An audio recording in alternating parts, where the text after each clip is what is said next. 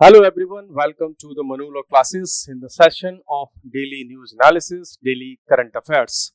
Today is 7th of September 2024. I am Naresh Sharma and going to discuss with you the current affairs of the day, and I am going to discuss with you the two topics. So first of all, we are going to have some questions from the previous day session. आज मैं आपको answers यहाँ पे नहीं show करूंगा. सो चलिए start करते हैं, सीधे हम चलते हैं आज के इन टॉपिक्स पर. वो देखो, जो भी सेशन आप अटेंड कर रहे हैं, आई होप कि आप नोट्स बना रहे होंगे, उसमें कुछ अपने स्पेशल एफर्ट्स और अपने इमोशंस के साथ आप उस पर काम कर रहे होंगे. सो आइए स्टार्ट करते हैं. पहला हमारे पास में क्वेश्चन है कि currently which finance commission is going on. Because कल हमने डिस्कस किया था जो वर्टिकल फाइनेंशियल जो डेफिसिट है, फिस्कल डेफिसिट है, उसके रिगार्डिंग में हमने बात किया था. तो कई बार हमने फाइनेंस कमीशन का नाम लिया और उसकी कुछ रिकमेंडेशंस की भी हमने बात की थी. सो करंटली अगर हम बात करें तो कौन सा फाइनेंस कमीशन अभी चल रहा है. सो मैं आंसर दूं उससे पहले आप कमेंट्स में बता दीजिए. सो इस समय फाइनेंस कमीशन चल रहा है 16th. ओके, इससे पहले अभी एंड हुआ था 15th फाइनेंस कमीशन. चलिए नेक्स्ट क्वेश्चन हम देखते हैं. Who is the chairperson of 16th finance commission. So जो अभी करंटली 16th फाइनेंस कमीशन चल रहा है, who is the chairperson. So कौन इसका चेयरपर्सन है? That is doctor Arvind Panagariya.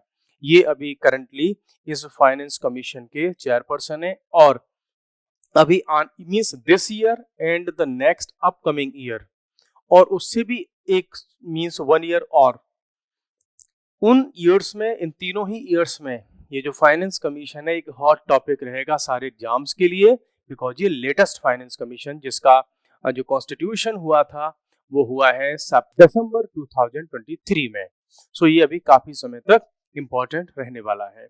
Next question है, the President of India appointed the commission in pursuance of article of the Constitution. So Indian President, देखो इस question में ही एक आंसर आपको मिल गया कि फाइनेंस कमीशन का अपॉइंटमेंट कौन करता है. सो इसका अपॉइंटमेंट करते हैं प्रेसिडेंट ऑफ इंडिया. आर्टिकल कौन सा है? बहुत ही इंपॉर्टेंट आर्टिकल है. देखो, कॉन्स्टिट्यूशन के सारे आर्टिकल्स नहीं पूछे जाते, बट कुछ आर्टिकल्स ऐसे होते हैं जो बहुत ज्यादा कॉमन होते हैं और वो एग्जाम्स में आ सकते हैं. So this is article 280. Article 280 is associated with finance commission of India. Next हम चलते हैं अनोदर क्वेश्चन पर. अनोदर क्वेश्चन हमारे पास में है, the personal income tax in India is collected by. कोशिश करो कि इन क्वेश्चंस को जब मैं बोल रहा हूं आपके सामने, आप स्क्रीन पर ऑलरेडी देख रहे हो. सो मैं जब तक आपको आंसर प्रोवाइड कराऊं, आप कमेंट में आंसर लिख दें. ऐसा क्यों? इससे आपको ये आइडिया लगेगा कि जो आप प्रीवियस सेशन में अटेंड कर रहे हैं, जो सीख रहे हैं, आप लर्न कर रहे हैं, वो कितना आपके माइंड में रिटेन है. आप तुरंत की तुरंत आंसर कर पा रहे हो कि नहीं. जैसे अभी ये क्वेश्चन है, कल मैंने आपसे इसको एग्जाम्पल लेकर के बताया भी था कि देखो ये क्वेश्चन एग्जाम में आएगा और मैं कल पूछूंगा, ये भी आपसे बताया था. सो आप जल्दी से आंसर करो कि पर्सनल इनकम टैक्स को इंडिया में कौन कलेक्ट करता है. State government and union government, only union government, या ये डिपेंड करता है फाइनेंस कमीशन की रिकमेंडेशंस पर. सो जल्दी आंसर करो. सो एक्चुअली जो पर्सनल इनकम टैक्स होता है वो ओनली यूनियन गवर्नमेंट के डोमेन में आता है, यही उसको कलेक्ट करता है. नेक्स्ट अब हम चलते हैं, the corporate tax is collected in India by. इसका भी आंसर करो आप. कल मैं इसका आंसर आपको बताया था और ये भी कहा था कि मैं पूछूंगा कल. सो कॉर्पोरेट टैक्स इंडिया में कलेक्ट किया जाता है यूनियन गवर्नमेंट के द्वारा. नेक्स्ट क्वेश्चन पर चलते हैं फटाफट. The financial relations between the union government and the state government have been mentioned in which part of the Indian Constitution. कल मैंने आपको ये एज ए होमवर्क दिया था कि आप मेरे को बताइए इसका क्या आंसर है. तो आपने शायद आंसर उसमें किया भी होगा कमेंट में, अभी मैंने चेक नहीं किया, अभी जाके चेक करूंगा. सो जो फाइनेंशियल रिलेशंस हैं वो कौन से पार्ट में डील होते हैं? This is part 12 of the Indian constitution. चलो एक क्वेश्चन और पूछ लेता हूं कि article, which article to which article, from which article to another article, किस रेंज में फाइनेंशियल रिलेशंस को डील किया गया है इंडियन कॉन्स्टिट्यूशन में। नेक्स्ट क्वेश्चन है, the 15th finance commission recommended how much share of tax to states. Union government और state governments के बीच में जो टैक्स का डिवीजन होता है, डिवोल्यूशन होता है, डिस्ट्रीब्यूशन होता है, वो रिकमेंड करता है फाइनेंस कमीशन। सो प्रीवियस वाला जो 5 इयर्स के लिए होता है ना फाइनेंस कमीशन, आप सबको पता होगा, तो प्रीवियस जो फाइनेंस कमीशन था उसने रिकमेंड किया था कि इतना परसेंट यूनियन गवर्नमेंट अपने टैक्स से किसको दे देगी, स्टेट गवर्नमेंट्स को दे देगी। तो क्या रिकमेंडेशन दी थी?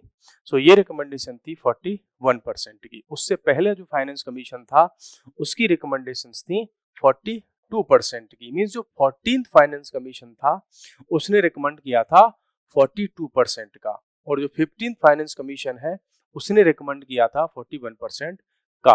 और ये क्वेश्चन पहले भी डिफरेंट एग्जाम्स में पूछा जा चुका है। नेक्स्ट अब हम चलते हैं, एक और क्वेश्चन है, who was the chairman of first finance commission in India. जल्दी से बता दीजिए, बहुत सारे स्टूडेंट्स को ये पता भी होगा। सो फर्स्ट फाइनेंस कमीशन के जो चेयरपर्सन थे वो थे K C Neogy. So that is the correct answer. So 8 question हमने यहाँ पे डिस्कस कर लिए हैं। अब हम चलते हैं आज के कुछ करंट अफेयर्स के 2 इंपॉर्टेंट टॉपिक्स की तरफ। ठीक है, मैं आपसे क्वेश्चंस भी पूछूंगा। सबसे पहले हम देखते हैं क्वाड समिट इन सितंबर में ही क्वाड की समिट होने वाली है। एक्चुअली ये इंडिया में होने के इसके चांसेस थे, लेकिन ये समिट हो रही है कहां पर? ये समिट हो रही है यूएसए में। सो इंडिया फिर से एक चांस इसको नहीं मिल रहा है, बिकॉज इंडिया को फर्स्ट टाइम ये चांस मिलने वाला था कि इंडिया में हम इसको समिट को ऑर्गेनाइज करते, but due to some different reasons इस बार इंडिया इसको दिल्ली में ऑर्गेनाइज नहीं कर पा रहा है।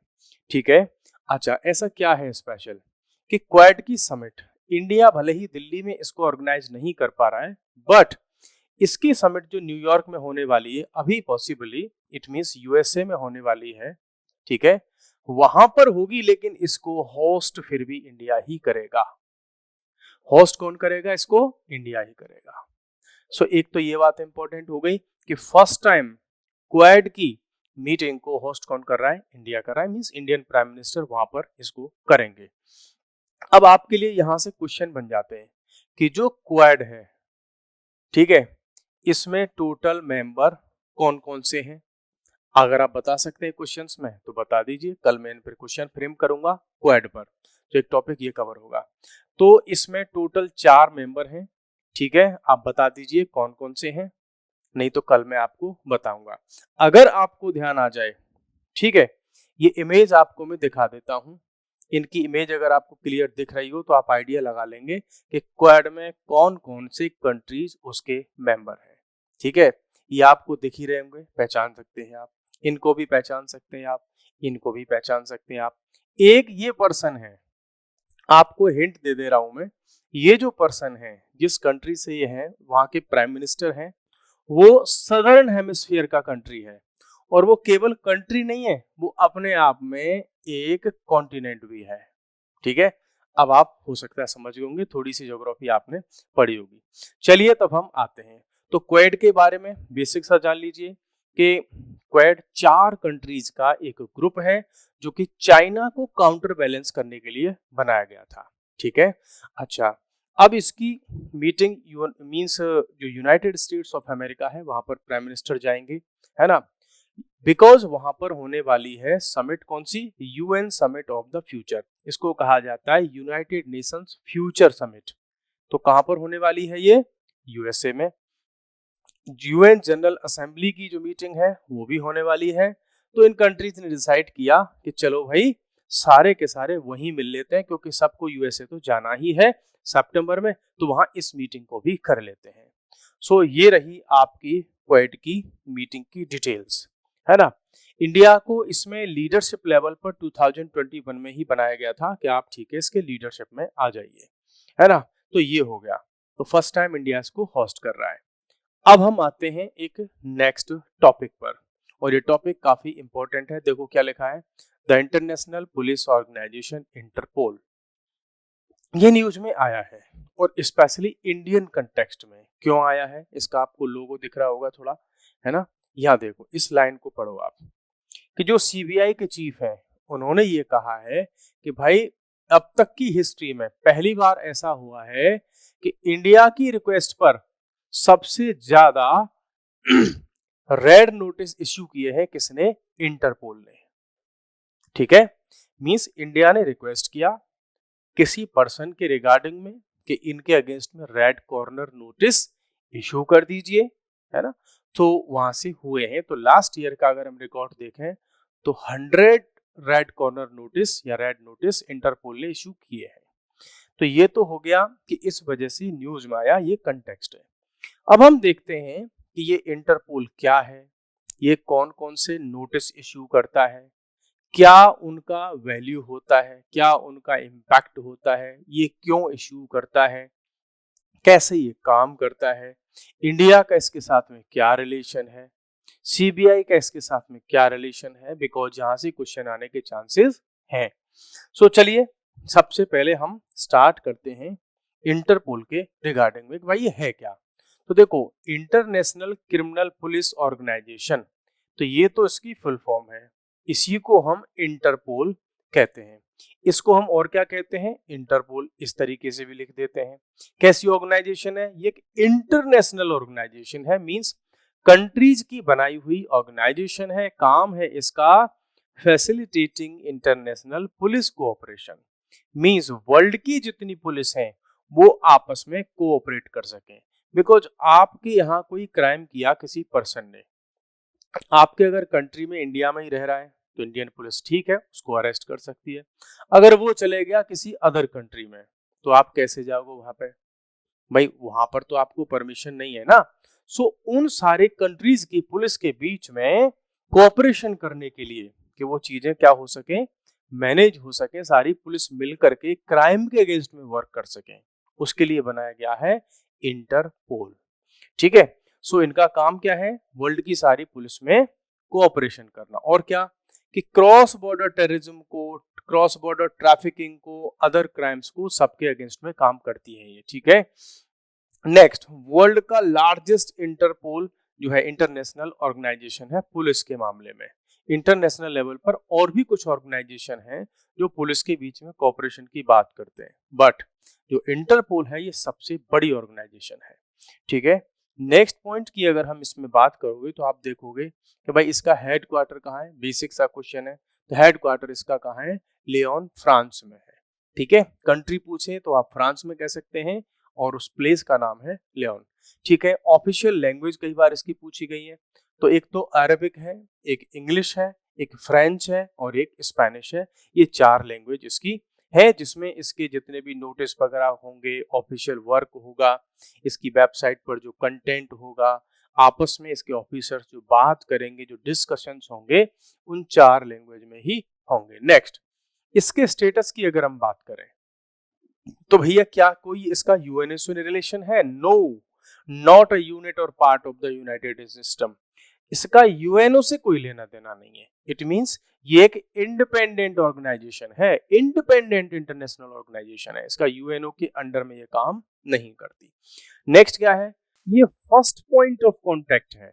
मींस सपोज करो कोई ए नाम का पर्सन क्राइम कर रहा है, कभी इंडिया में क्राइम कर रहा है, कभी यूएसए में कर रहा है, कभी जापान में कर रहा है, इसका पूरा नेटवर्क चलता है सपोज करो क्रिमिनल्स का।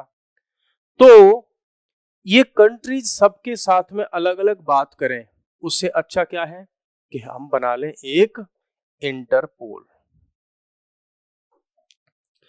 इसके भी ऑफिसर इसमें होंगे, जापान के ऑफिसर इसमें होंगे, यूएसए के ऑफिसर्स इसमें होंगे। इट मींस इंटरपोल एक ऐसी ऑर्गेनाइजेशन है कि सारे कंट्रीज के पुलिस ऑफिसर्स इसमें होते हैं और बैठ करके काम करते हैं। सो मींस अब उनके लिए इजी हो जाएगा इसी ऐसे क्रिमिनल के अगेंस्ट में उसको अरेस्ट करना, उसको लोकेट करना, उसको आइडेंटिफाई करना, ये सब उनके लिए हो जाएगा इजी। इसीलिए जो इंटरपोल है वो काफी इंपॉर्टेंट हो जाती है पूरे वर्ल्ड में।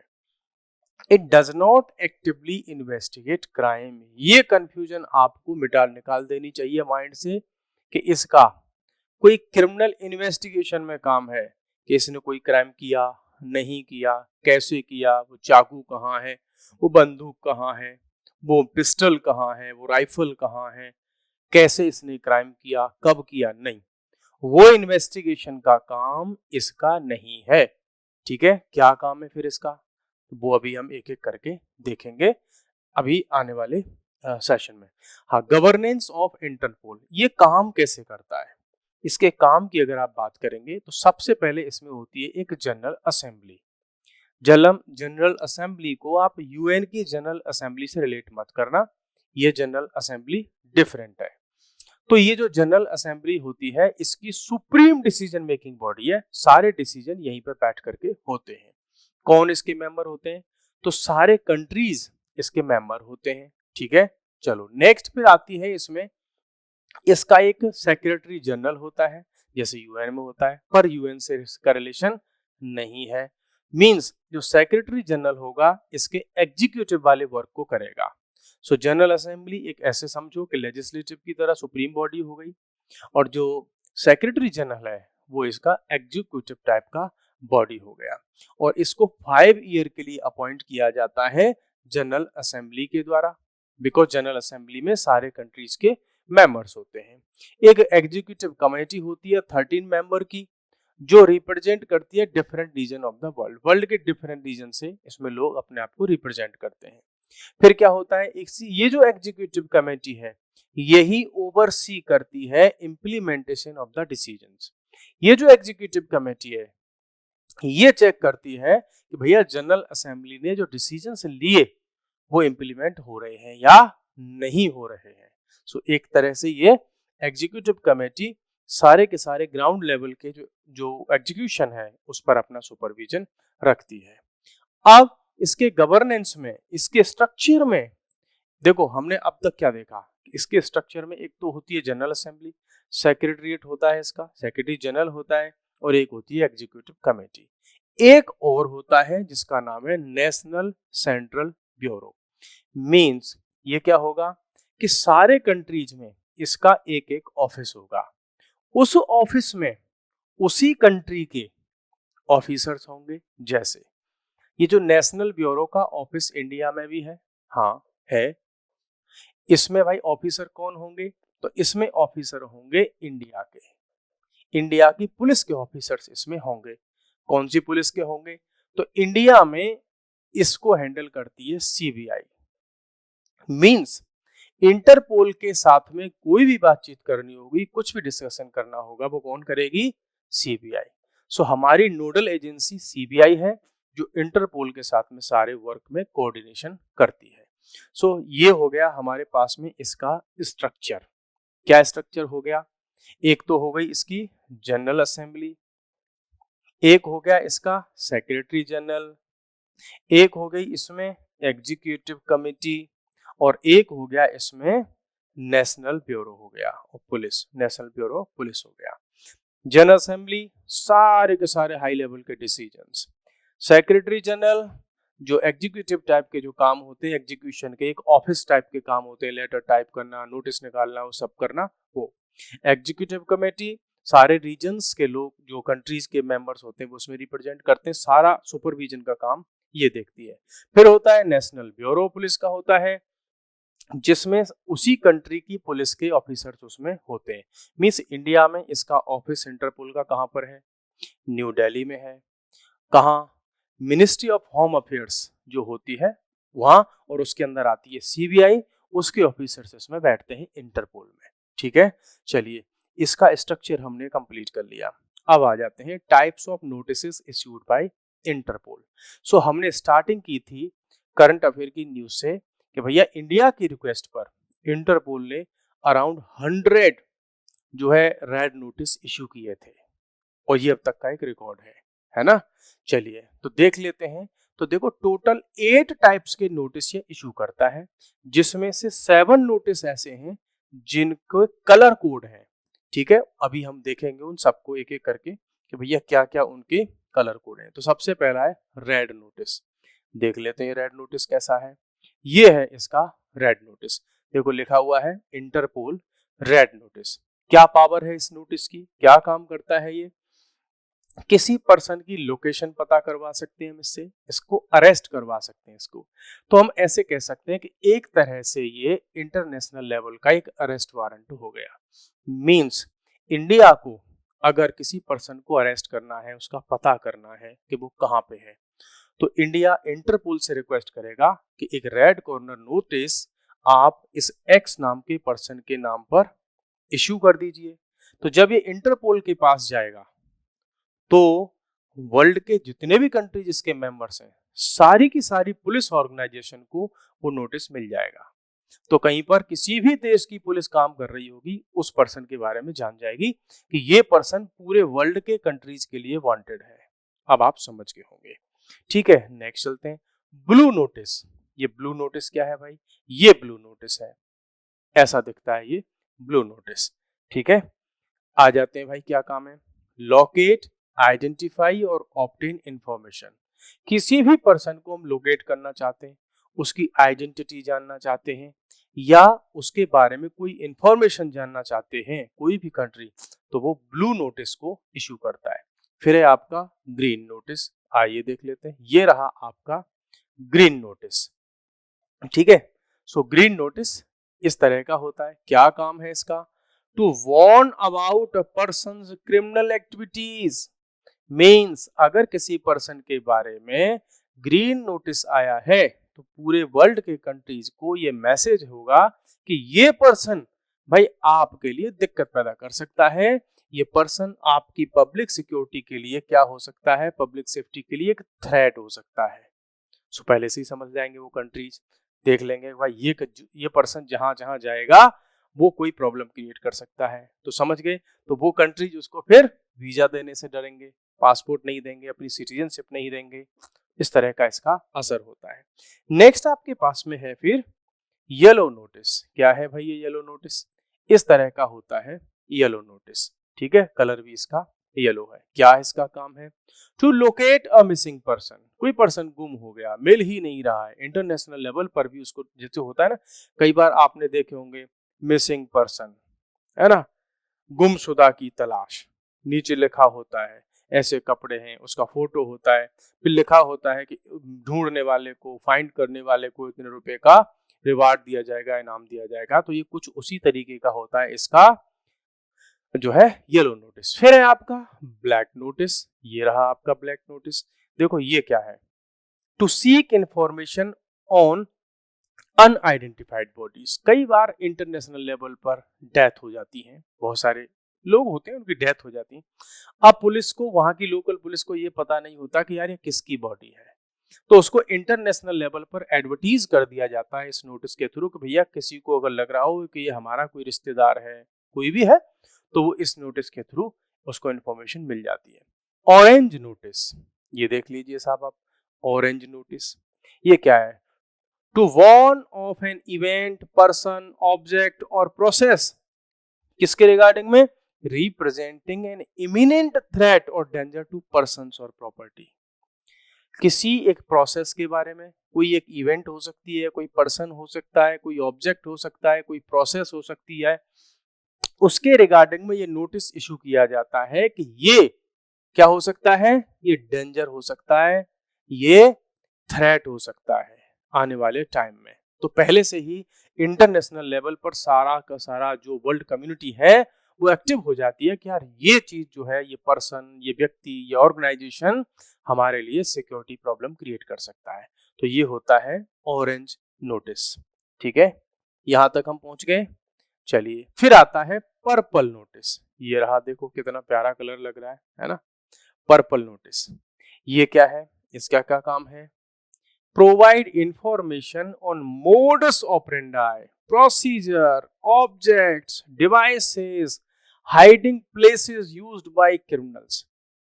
मींस जब ये पर्पल नोटिस इशू किया जाता है तो इसमें ये डिटेल्स होती है कि कोई एक्स नाम का पर्सन, कोई ऑर्गेनाइजेशन, कोई इवेंट, उसकी मॉडस ऑपरेंडाई ये है। मींस जैसे मीन सपोज करो हमने कहा कि इंडियन मुजाहिदीन एक टेररिस्ट ऑर्गेनाइजेशन है, उसके बारे में वो एक नोटिस जाएगा, पर्पल नोटिस। उसमें सारी डिटेल्स होंगी उस ऑर्गेनाइजेशन की कि भाई वो ऐसे काम करता है, वो छोटे बच्चों से बॉम्ब जो है डलवाता है, किसी जगह पर बॉम्ब ब्लास्ट करवाता है, उनके बैग्स में बॉम्ब रख देता है। उसके बारे में ये डिटेल दे दी जाती है कि ये ऑर्गेनाइजेशन ऐसे काम करती है, प्लस उसके क्या क्या प्रोसीजर हैं, उसके उद्देश्य क्या है, उस ऑर्गेनाइजेशन के, उस पर्सन के, डिवाइसेस क्या यूज करती है वो ऑर्गेनाइजेशन, या हाइडिंग प्लेसेस कहाँ कहाँ हैं उसके। ये सारी डिटेल्स वर्ल्ड की कम्युनिटी को, वर्ल्ड की पुलिस को प्रोवाइड कर दी जाती हैं कि भैया ये जो लोग क्रिमिनल्स हैं ये ऐसे ऐसे काम करते हैं। सो सारी पुलिस फोर्सेस को ये आइडिया मिल जाता है कि ये ऑर्गेनाइजेशन ऐसे काम करती है तो इसको हम ऐसे कंट्रोल कर सकते हैं। तो ये ऊपर तक अभी तक जो हमने डिस्कस किए वो 7 नोटिस डिस्कस कर लिए, 7 नोटिस, बचा एक नोटिस, बिकॉज ये टोटल 8 नोटिस इशू करती है। अब ये लास्ट जो नोटिस होता है वो होता है इंटरपोल यूएनएससी स्पेशल नोटिस। ये नोटिस यूएन के साथ में मिलकर के इशू किया जाता है। ये रहा आपका नोटिस। सो इंटरपोल और यूएन किसी इशू पर एक मिल करके नोटिस इशू कर देते हैं। क्या है? Interpol's members that an individual और an entity subject to UN sanctions. Means उसमें ये डिटेल हो जाती है कि कोई एक इंडिविजुअल या कोई एंटिटी मींस कोई ऑर्गेनाइजेशन वो यूएन के सैंक्शंस के अंडर आती है, उस पर यूएन ने सैंक्शन लगा रखा है या लगा दिया है, लगाने वाला है, ऐसी कुछ डिटेल्स को लेकर के ये नोटिस इशू किया जाता है। सो टोटल 8 हमने नोटिस इशू कर लिए। अब देखो मैं आपको जस्ट फटाफट से इसको समराइज करवा देता हूं।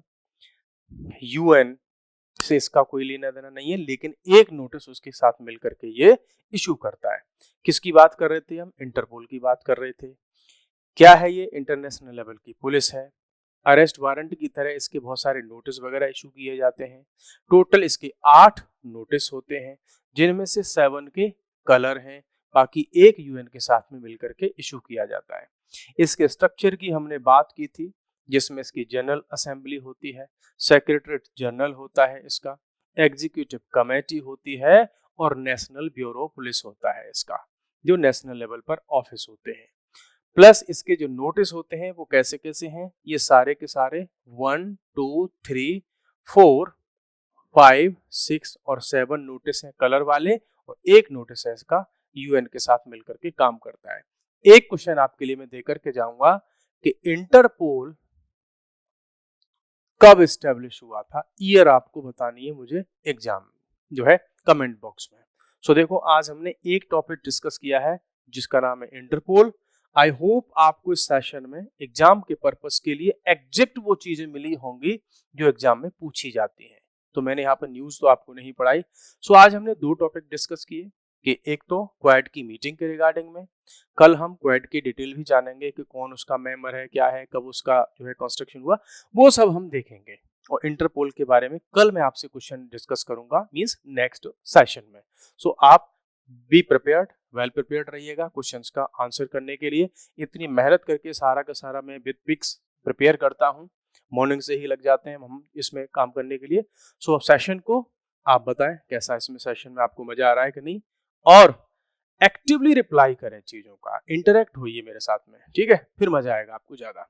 चलिए आज के लिए इतना ही, कल फिर मिलते हैं नेक्स्ट सेशन में। Thank you very much, take care, bye bye.